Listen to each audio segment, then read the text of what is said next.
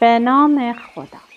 سلام دوستان عزیزم، وقتتون بخیر باشه. پادکست صدای سکوت امروز رو با کتابی جذاب و زیبا شروع میکنیم. کوری، نوشته ژوز ساراماگو و آقای حبیب گوهریزاده این کتاب رو ترجمه کردن. این کتاب در دسته رمان و داستان‌های خارجی قرار داره و انتشارات مطلب سبز ناشر این کتاب هستش که در سال 1389 این کتاب رو ترجمه کرده. کتاب کوری شاهکار ادبی ژوز ساراماگو، نویسنده برنده جایزه نوبل ادبیات هستش. لطفاً با من همراه باشید تا مشخصات کوتاهی رو در مورد این کتاب و نویسنده کتاب برای شما بخونم و سپس کتاب رو با هم کشفش کنیم. کتاب کوری درباره بیماری کوری ناشناخته است که به طرزی ناگهانی در یک شهر شایع می شود و زندگی مردم را تحت تأثیر قرار می دهد. کارگردان برزیلی فرناندو مریلس در سال 2008 فیلمی با اقتباس از همین اثر با بازی بی‌نظیر جولیان مور ساخت که فیلم افتتاحیه 61مین جشنواره فیلم کن بود. کوری داستانی عجیب و بی‌نظیر است. ژوز ساراماگو با مجسم کردن شهری که مردم آن ناگهان کور می‌شوند، سقوط انسانیت را به تصویر کشیده است.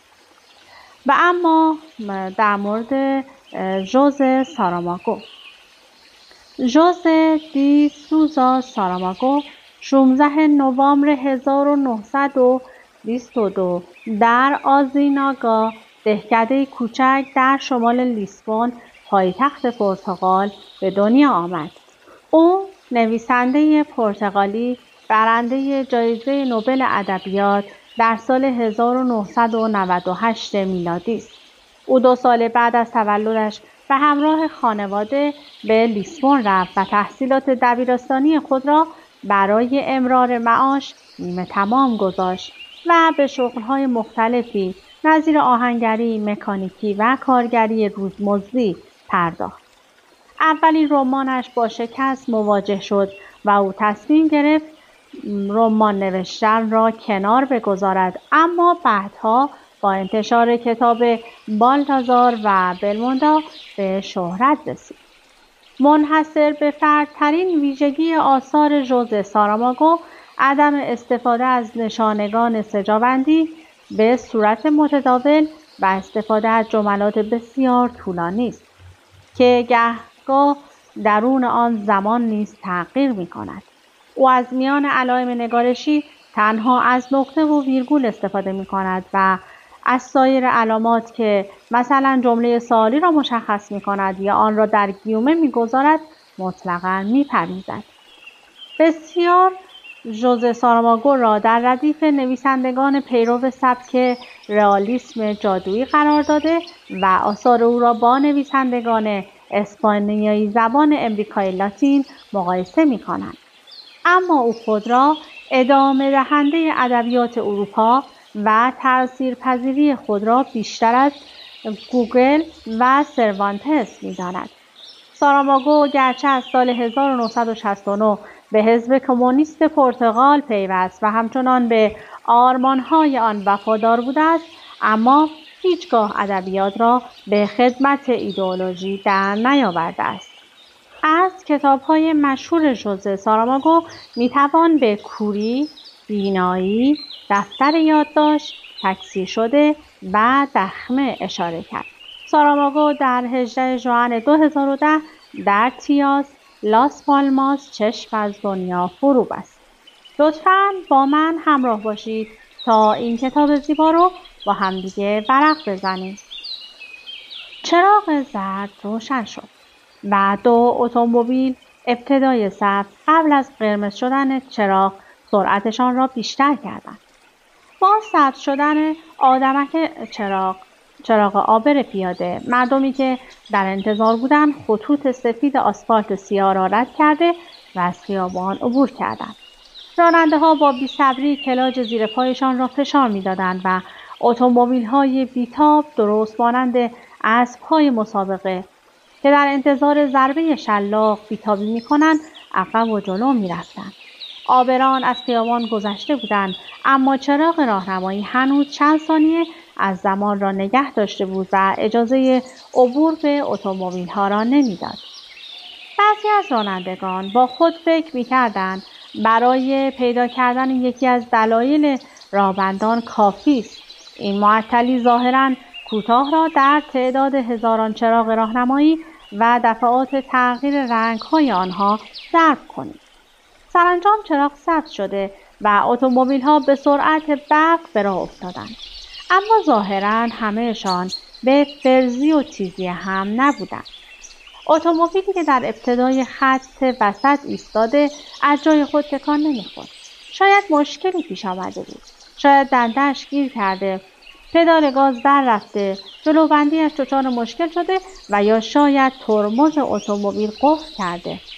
دچار مشکل برق شده و ساده‌تر از اینها شاید بنزین تمام کرده بود. این مسائل برای کسی تازگی نداشت. عابرین پیاده‌ای که پشت خط کشی ایستاده بودند راننده اتومبیل را می‌دیدند که از پشت شیشه جلو دستهایش را تکان می‌داد و ماشین‌های پشت سرش بدون وقفه بوق می‌زدند. چیزی نگذشت که چند نفر از راننده‌ها پیاده شدند تا اتومبیل مشکل ساز را به گوشه‌ای هل بدهند تا راهبندان برطرف شود. آنها با عصبانیت به شیشه‌های اتومبیل مشت می‌کوبیدند. راننده سرش را به طرف آنها چرخاند، به چپ و راست سر می‌چرخاند و با داد و فریاد چیزی می‌گفت. مشخص بود که دارد کلماتی را تکرار می‌کند. 3 کلمه که وقتی سرانجام در اتومبیل را باز کردند مفهوم یافت. من کور شدم.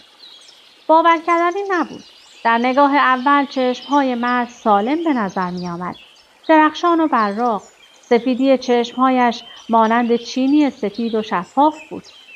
چشم‌های گشاد شده، پوست چروک خورده و ابروهای در هم گره خورده نشان از غوغایی داشت که در درون او برپا بود. مرد با حرکتی سریع مشت‌هایش را گره کرد. گویا سعی داشت آخرین تصاویری را که دیده در ذهن خود نگه دارد. نور چراغ راهنمایی را. چند نفر کمک کردند از ماشین پیاده شود و هنگامی که از اتومبیل پیاده شد با ناامیدی تکرار می‌کرد کور شدم، من کور شدم و هجوم اشک چشمهایش را درخشان‌تر می‌کرد.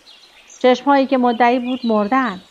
زنی گفت این مسائل اتفاق می‌افتد اما گذرا هستند. خیالت راحت، گاهی اوقات به خاطر اعصاب چنین اتفاقاتی رخ می‌دهد. چراغ راهنمایی دوباره تغییر رنگ داده چند عابر دور او حلقه زدند و راننده‌هایی که نمی‌دانستند قضیه از چه قرار است اعتراض می‌کردند. این همه سر و صدا برای چیست؟ تصادف، شکسته شدن چراغ یا آسیب دیدن یک سپر یا هر اتفاقی که افتاده، فقط کافی است به پلیس اطلاع دهید و این ماشین قراضه را از سر راه کنار ببرید. مرد کور ملتمسانه خواهش می‌کرد او را به خانه‌اش برساند. زنی که گفته بود مشکل از اعصاب است گفت لازم است آمبولانس خبر کنیم تا او را به بیمارستان برساند. اما مرد کور قبول نکرد. تنها چیزی که می‌خواست این بود که یک نفر او را تا جلوی خانه‌اش همراهی کند. همین اطراف است و این بزرگترین کمکی است که می‌توانید به من بکنید. کسی پرسید تکلیف ماشین چه می‌شود؟ یک نفر دیگر جواب داد سوئیچ روی ماشین است، باید به کنار پیاده‌رو منتقل شود. صدای دیگری گفت لازم نیست، همه چیز را به من بسپارید، او را به خانه‌اش می‌رسانم. همه تایید کردند. مرد کور گرمای دستی را احساس کرد که بازویش را به آرامی گرفت و صدای مرد سوم را شنید که می‌گفت همراه من بیا. مرد کور را در صندلی جلو کنار راننده نشانده و کمربند ایمنی را بستند. او همچنان گریه می‌کرد و زیر لب می‌گفت چیزی نمی‌بینم، نمی‌توانم ببینم. مرد پرسید خب کجا زندگی می‌کنی؟ مردم در انتظار فهمیدن اخبار تازه با چهره‌های کنجکاو از پشت شیشه‌های اتومبیل آنها را نگاه می‌کردند. مرد کور دستش را جلوی چشمهایش حرکت داده و می گفت کوری سیاه است اما من سفید می بینم همه چیز را. شاید آن زن راست می گفت. شاید به خاطر اعصاب باشد. اعصاب بلای بزرگی است. می دانم. آن هم چه بلایی. لطفاً آدرس خانه‌ات را بده. این را گفت و ماشین را روشن کرد. مرد کور به زحمت و با لکنت نشانی خانه‌اش را داد. حس می کرد کوری حافظه‌اش را ضعیف کرده و بعد از گفتن آدرس از راننده تشکر کرد. خواهش میکنم فکرش را هم نکن. امروز برای تو اتفاق افتاد. شاید فردا نوبت من باشد. کسی از آینده خبر ندارد. حق با شماست. صبح که از خانه بیرون آمدم فکرش را هم نمیکردم چون این بلایی سرم بیاید. چرا راه نمیافتیم؟ راننده جواب داد هنوز چراغ قرمز است. مرد کور اندیشید دیگر هرگز نخواهد فهمید چه زمان چراغ قرمز است. همانطور که مرد کور گفته بود خانه‌اش همان نزدیکی بود، اما به خاطر ترافیک حاشیه خیابان مجبور شدند برای پیدا کردن جای پارک به یکی از کوچه‌های فرعی بروند. محل پارک بسیار محدود و باریک بود و هنگام توقف کامل اتومبیل در سمت سرنشین جلو بسیار نزدیک به دیوار قرار می‌گرفت. به همین خاطر مرد کور برای اینکه مجبور نشود برای پیاده شدن خودش را به صندلی راننده بکشاند و به فرمان و صندلی گیر کند قبل از پارک ماشین پیاده شد. وقتی در میانه کوچه تنها ماند احساس کرد بر زمینی سست و لرزان پا گذاشته. سعی می‌کرد ترسی را که در وجودش جان می‌گرفت مغلوب کند. با عصبانیت دستهایش را جلوی صورتش تکان داد اما هیچ. هنوز در همان دنیای شیر شناور بود. دهان باز کرد تا فریاد بزند و کمک بخواهد اما در آخرین لحظه حرکت دست مردی که به کمکش آمده بود را روی بازویش حس کرد. آرام بگیر. من مراقبت هستم. آرام در کنار هم به راه افتادند. هراس از زمین خوردن موجب میشد مرد کور پاهایش را روی زمین بکشد و همین کار باعث شده روی ناهمواری‌های پیاده رو سکندری بخورد. مردی که برای کمک داوطلب شده بود زمزمه کرد تحمل کن. الان میرسی. و چند لحظه بعد ادامه داد در منزل کسی هست که از تو مراقبت کند؟ مرد کور پاسخ داد نمیدانم. احتمالاً همسرم هنوز از سر کار برنگشته. من هم امروز زودتر کارم را تعطیل کردم که این مصیبت بر سرم نازل شد. مطمئن باش چیز مهمی نیست. من که نشیدم کسی یک دفعه کور شود.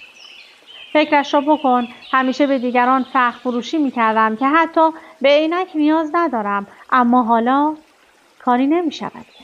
به محوطه ورود آپارتمان که رسیدند، دو زن با تعجب به مرد همسایه نگاه می‌کردند که مرد دیگری بازویش را گرفته و راهنمایی می‌کرد. هیچ کدام از او نپرسیدند آیا چیزی در چشمتان رفته؟ نه، به فکر آنها نرسید که بپرسند و نه مرد کور می‌توانست جواب بدهد. بله، یک دریا شیر در چشمم رفته. وارد ساختمان که شدند، مرد کور گفت ممنون، خیلی زحمت کشیدید. دیگر خودم از عهده‌اش برمی‌آیم. لازم نیست عذرخواهی کنی. نمی‌توانم اینجا تنهایت بگذارم. اینطوری آرام نمی‌گیرم. با کمی دردسر وارد آسانسور کوچک ساختمان شدند. در کدام طبقه زندگی می‌کنید؟ طبقه سوم. واقعاً مدیون محبت شما هستم. تشکر لازم نیست. امروز نوبت تو بود. البته شاید فردا نوبت شما باشد. آسانسور ایستاد و آنها بیرون آمدند. می‌خواهی در باز کردن در کمکت کنم؟ متشکرم. فکر کنم خودم می‌توانم در را باز کنم. دست کلید کوچکی را از جیب بیرون آورد.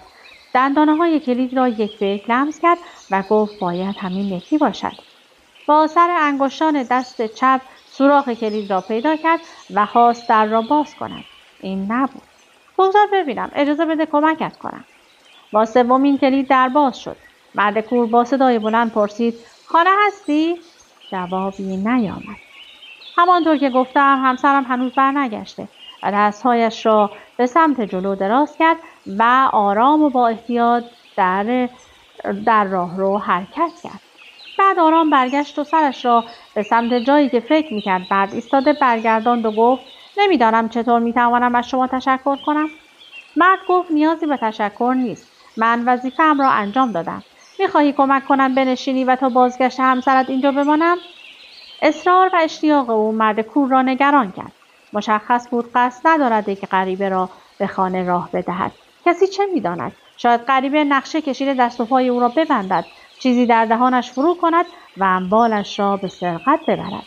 لازم نیست خودتان را به زحمت بیاندازید. و همینطور که در را می‌بست تکرار کرد: نیازی نیست.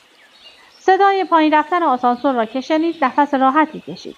وضعیت خود را فراموش کرد و به طور غریزی سرپوش روزنه در را کنار زد تا بیرون را ببیند. اما در آن سوی در فقط یک دیوار سفید بود. قالب آهنی را احساس می‌کرد و ابروهایش کشیده می‌شد و مژه‌هایش به عدسی کوچک شیشه‌ای برخورد می‌کرد. اما نمی‌توانست بیرون را ببیند. همه چیز در سفیدی محض فرو رفته بود. حال و هوا و سکوت خانه را می‌شناخت. یقین داشت در خانه خودش است. می‌توانست همه اشیاء خانه را لمس کند و تشخیص بدهد چه چیزی هستند. اما مثل این بود که همه چیز در حالتی غریب گم شده بود.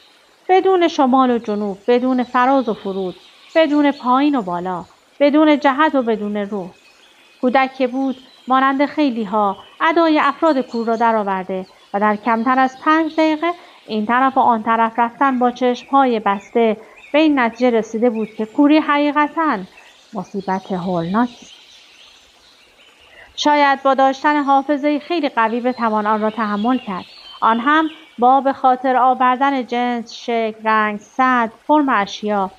البته به این شرط که کور مادرزاد نباشد. از طرفی گمان کرده بود تنها نبودن نور زندگی کورها را در ظلمت فرو میبرد و کوری پرده سیاهی است که روی مردم و اشیا کشیده شده و آنها را سالم نگه می‌دارد. اما اکنون به عکس در یک سفیدی بی‌پایان رها شده بود. سفیدی مطلقی که رنگ‌ها، مردم و همه اشیاء اطراف را می‌بلید و بیش از پیش پنهان می‌کرد. مرد کور به سمت اتاق نشیمن حرکت کرد. دستش را به دیوار می‌کشید. با احتیاط و نامطمئن گام برمی‌داشت. اما ناگهان گلدانی را به زمین زد و شکست. وجود چنین گلدانی را در آن قسمت خانه به یاد نمی‌آورد. فکر کرد شاید همسرش قبل از بیرون رفتن گلدان را آنجا گذاشته تا بعد سر فرصت جای مناسبی برایش پیدا کند. خم شد تا حدس بزند چقدر خرابی به بار آورده. کفپوش تمیز اتاق خیس شده بود. سعی داشت گلها را از روی زمین جمع کند و گلدان شکسته را فراموش کرده بود که انگشتش را با تکه شیشه بلند و تیز برید. درد آمیخته با احساس عجز وجودش را فرا گرفت. گرمای اشک چشمانش را سوزاند.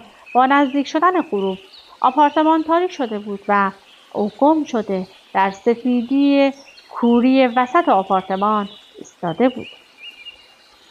گلها را در دست می‌فشرد و حرکت خون را روی انگشتش احساس می‌کرد.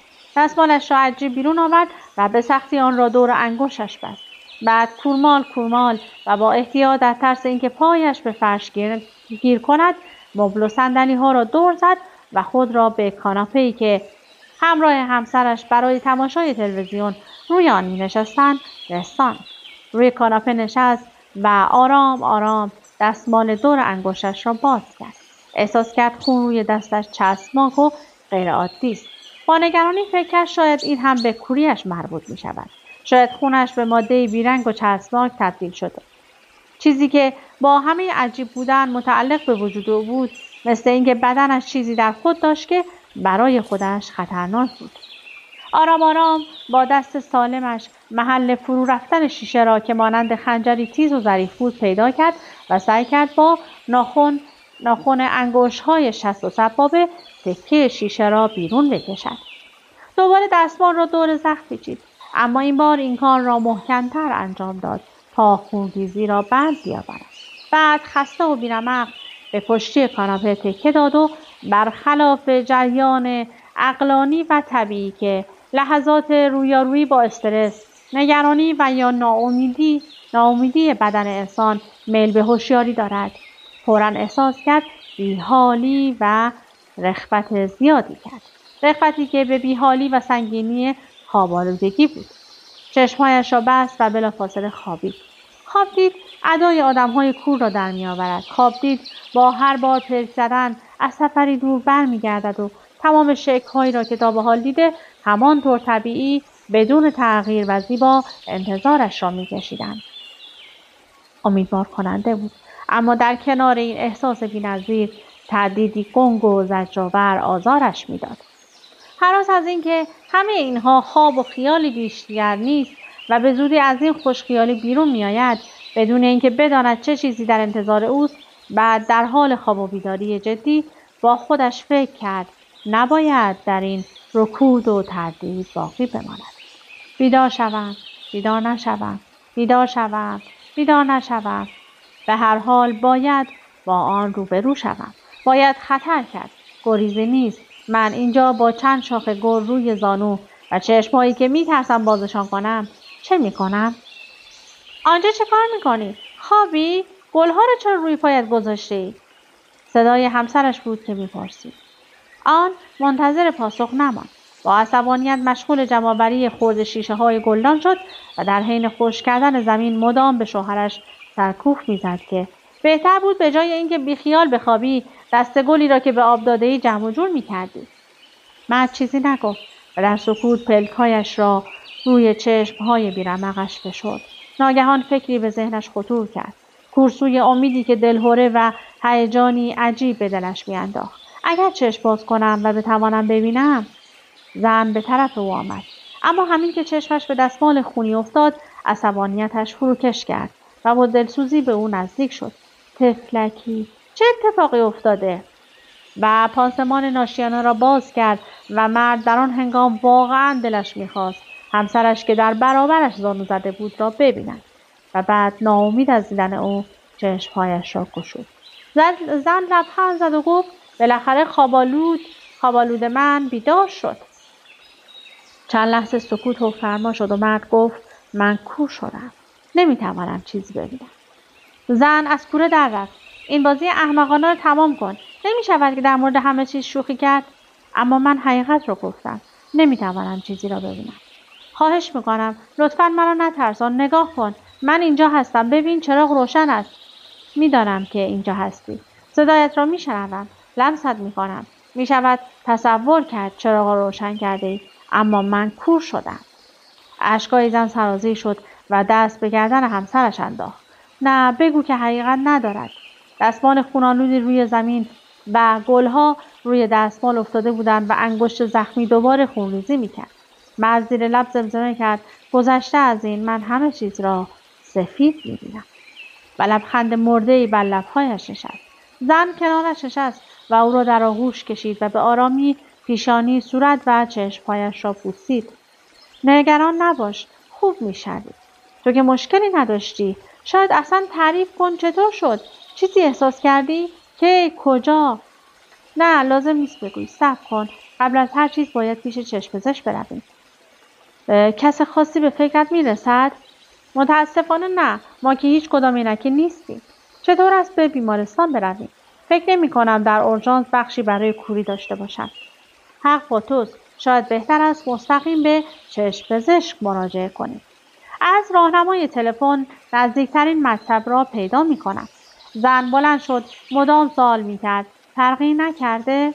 مرد جواب داد نه اصلا. خوب دقت کن. چرا روشن می کنم بعد جواب بده. حالا چطور؟ هیچ چیز. یعنی چی هیچ چیز؟ یعنی هیچ چیز نمی بینم. به جز سفیدی. مثل این است که شب وجود ندارد. مرد می توانست صدای ورق خوردن دفترچه راهنمای تلفن را بشنود و صدای فین همسرش را که سعی می کرد جلوی ریزش اشک‌هایش را بگیرد و مدام آه می کشید. سرانجام زن گفت همین یکی خوب است. فقط امیدوارم برای دیدن ما وقت داشته باشد. شماره گرفت. آنجا مکتب است؟ دکتر آنجاست؟ می توانم با او صحبت کنم؟ نه. دکتر مرا نمی شناسد. اما موضوع خیلی فوری است. بله لطفاً. متوجه هستم. پس موضوع را به شما می گویم. اما لطفاً گفته های مرا دقیقاً به دکتر بگویید. مشکل اینجاست که همسرم یک دفعه کور شده. بله کاملا ناگهانی. نه از بیماران دکتر نیست. همسرم هرگز عینکی نبوده. دید چشمهایش عالی است. درست مثل من هم خیلی خوب میبینم. آه متشکرم. منتظر میمانم. بله دکتر. کاملا ناگهانی. میگوید همه چیز را سفید میبینم. نمیدانم چه اتفاقی افتاده.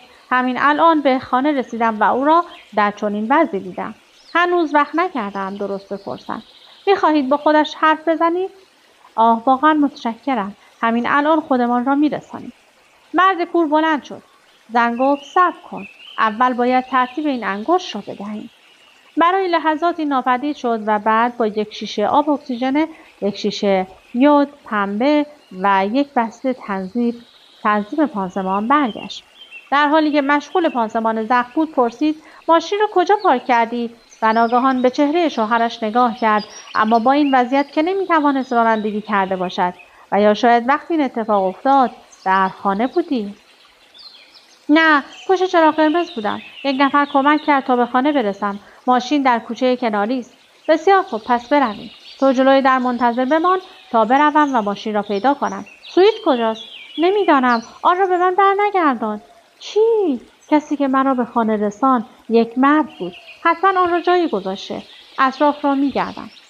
فایده‌ای ندارد. او اصلا به خانه وارد نشد. اما به هر حال سوئیچ باید یک جایی باشد. شاید فراموش کرده و اشتباهی آن را با خود برده. باشد، دست مرا بگیر تا برویم. مرد کور گفت اگر قرار است در این وضع بمانم آرزو میکنم بمیرم.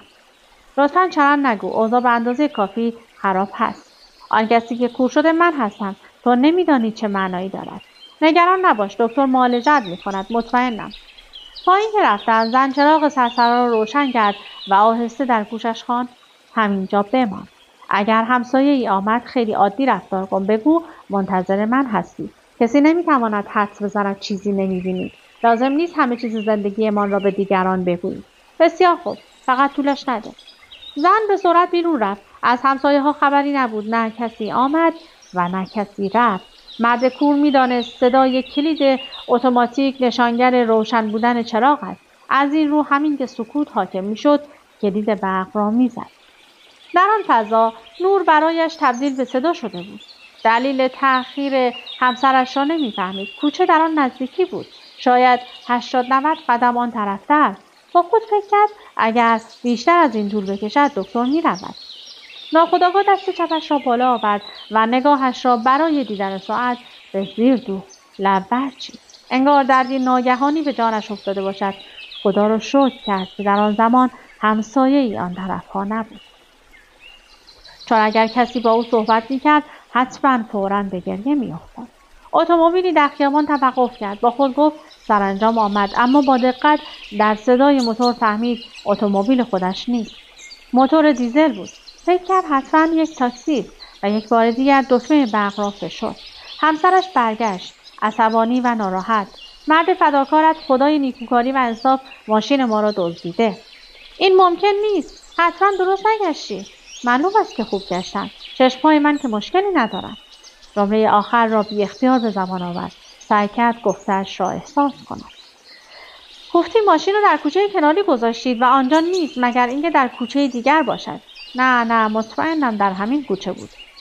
خب در این صورت ناپدید شده. پس سوئیچ کجاست؟ اینطور که پیداست از ناراحتی و نگرانی از تو استفاده کرده و آن را دزدیده. مرا بگو. برای اینکه چیزی ندزدم نگذاشتم وارد خانه شود، اما اگر تا برگشتن تو پیش من میماند دیگر نمیتوانست ماشین را بدزدد. حالا برویم، تاکسی منتظر است. به خدا حاضرم که یک از عمرم را بدهم تا آن دزد و دغل‌باز و آن هم کور شود و دزد دار و ندارش را ببرد. اینقدر بلند حرف نزن، شاید برگردد. عجب، پس فکر می‌کنی فردا برمیگردد و میگوید اشتباها ماشین شما را دزدیده و برگشتم تا عذرخواهی کنم و حالت را بپرسم؟ تا مطب دکتر هر دو ساکت بودند. زن سعی می‌کرد به اتومبیل و سرقت آن فکر نکند و با محبت دست همسرش را در دست می‌فشرد و مرد سر به زیر انداخته بود تا راننده چشمهایش را نبیند. و از خود می‌پرسید چطور ممکن است چنین اتفاقی برایش افتاده باشد؟ آخر چرا من؟ با هر توقف تاکسی صدای ترافیک را میشنید و البته صداهای بلند دیگری را نیز. بارها پیش آمده که خواب باشیم و صداهای اطراف در پرده ضمیر ناخودآگاهمان که مانند ملحفه سفید ما را در بر گرفته نفوذ کند. مرد سر تکان داد و آه کشید. همسرش با مهربانی گونه او را نوازش کرد و به این وسیله به او میگفت آرام باش، من کنارت هستم. خب دیگه زمان به من اجازه نمیده که بیشتر از این داستان زیبا رو برای شما بخونم. این رمان بسیار زیباست. اگر فرصت داشتید و خوشتون اومده حتما این کتاب رو تهیه کنید و تا انتها بخونید. از اینکه با من همراه بودید سپاسگزارم. تا وایس بعدی، خدا نگهدارتون.